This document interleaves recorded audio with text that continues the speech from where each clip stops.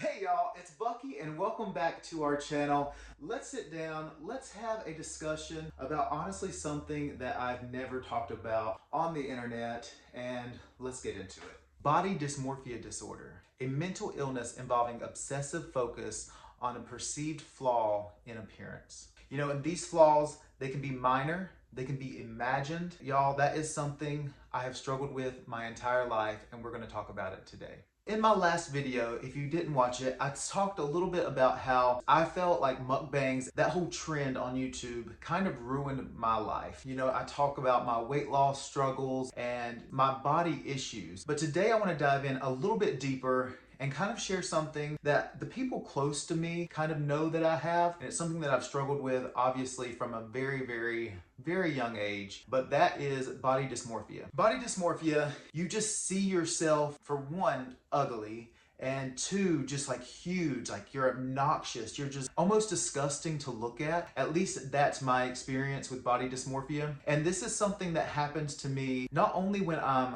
bigger and I know that I'm bigger, but also when I was the smallest that I've ever been in my life. At my biggest, I was probably around 300 pounds. And then at my smallest, I was 160. A lot of that weight loss happened pretty rapidly. When that started happening, I did gain more confidence, but as soon as I saw pictures, especially without my shirt on or anything like that, I still thought I was huge. I mean, I was 160. Everybody around me was like, oh my gosh, you look sick, you look anorexic. This isn't a good look for you. But to me, I was still trying to lose, because as soon as I looked in the mirror or as soon as I saw a picture, it was just like, all I saw was my 300-pound self. All I saw was a disgusting blob. That was just a struggle even when I met my weight loss goals. I want to talk about that today just a little bit because I think it's something that we hear a lot about from women and their body issues. And I don't think it's talked as much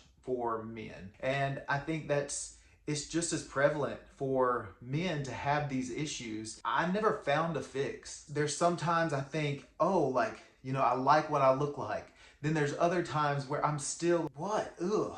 And I don't think you really notice, or for me, how small I was until now that I've gained weight again, and then looking back at old pictures or videos, and then I'm like, why was I unhappy? You look great. Like, what was there to be unhappy about? But in that time, my mind frame was, lose more, you look awful. I hated what I looked like. And it was just a never-ending cycle of trying to find happiness that I just couldn't find. And honestly, I don't know what the cure is. I don't know what the fix is. I don't know how I can change how I see myself, except for trying to refocus that negative energy into other aspects. And one thing I do think that is helping and will help even more is this whole movement of body positivity. I think for one, you should always be healthy as you can be. Point blank, period. You should be healthy. But the matter of what you look like, what your skin looks like, the matter of being confident in your true, authentic self. If you're a little bit overweight and you're happy and you're healthy, embrace it. And I think that's something that, we're starting to see a little bit more of. Body positivity and body acceptance of all sizes. And I think that's something great that needs to continue, because I think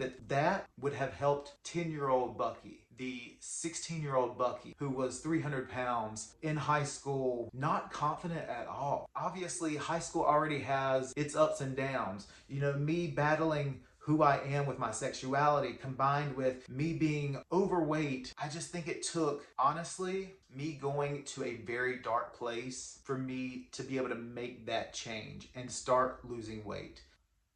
Oh my God, is that lamp like flickering? Is that just in the camera? Okay, y'all, Halloween is coming up, so I don't know, that's freaking me out. I just caught that caught the corner of my eye.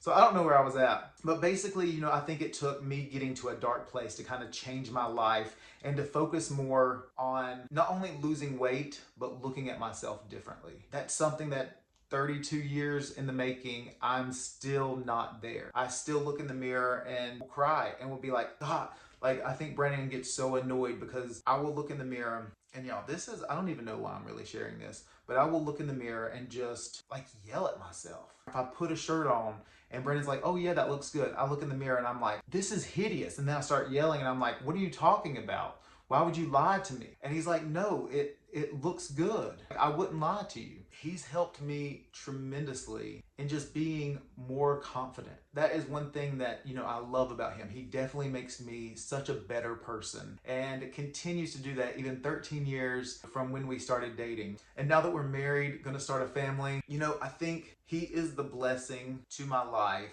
I couldn't live without. Woo! I don't know why that just got me emotional.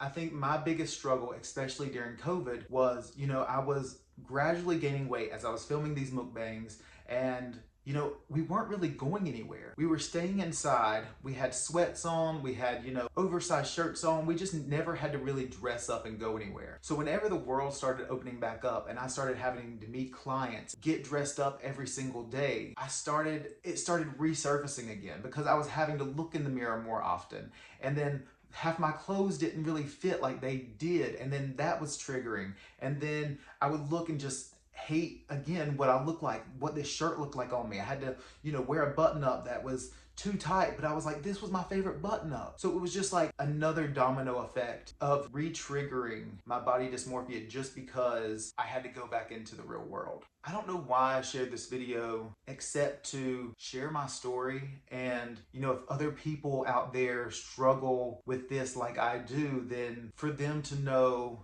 that you're not alone.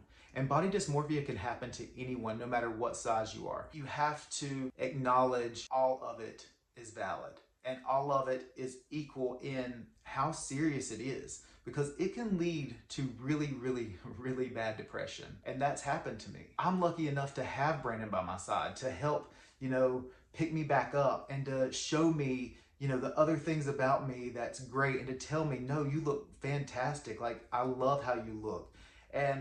But other people might not have that. Hearing other people's story and them sharing their story, and if one person hears this and it helps them, if you need to reach out to me, all of my contact information is below, because life is tough.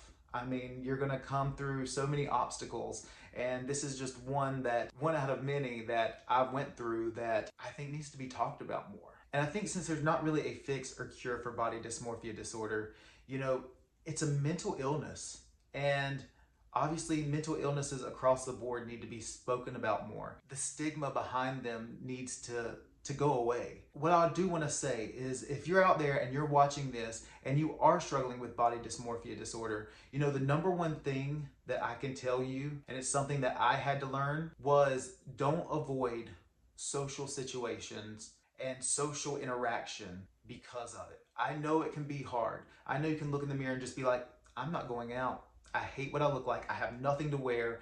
Look at my stomach. I look huge. Like, I can't let anyone see me like this. I'm disgusting. That was my train of thought. Maybe it's something, a little flaw that you have, that your ears, you hate your ears, you've been so self-conscious about them. It can be things like that as well. But for me, it's more so my body than my face. It's like this area, which, by the way, I'm wearing Brandon's new shirt. It still has a tag in it.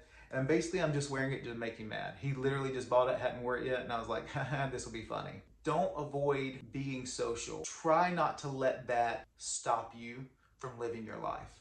And I also think that if it is bad enough, there's so many people that you can talk to. Therapists, you have a friend that you feel comfortable opening up to. But if not, go to a therapist. There's no shame in it. There's none at all. There's help out there. Like I said, you can reach out to me. And with that, y'all, I have shared a lot, and if you have made it to the end, thank you so much for watching. I think these types of videos are something that could really help the internet. You have your mukbangs that they're hurting the internet, so why not try to equal it out? So I guess it's kind of my way of trying to refocus this channel. If you have made it this far, thank you so much for watching. Put a orange heart down in the comments to let me know that you watched it all the way this far, and leave a comment, message me. If you don't want it to be public, you can send me a direct message, but I want to hear from you. Do you struggle with this? How do you cope with it? Because I'm still struggling.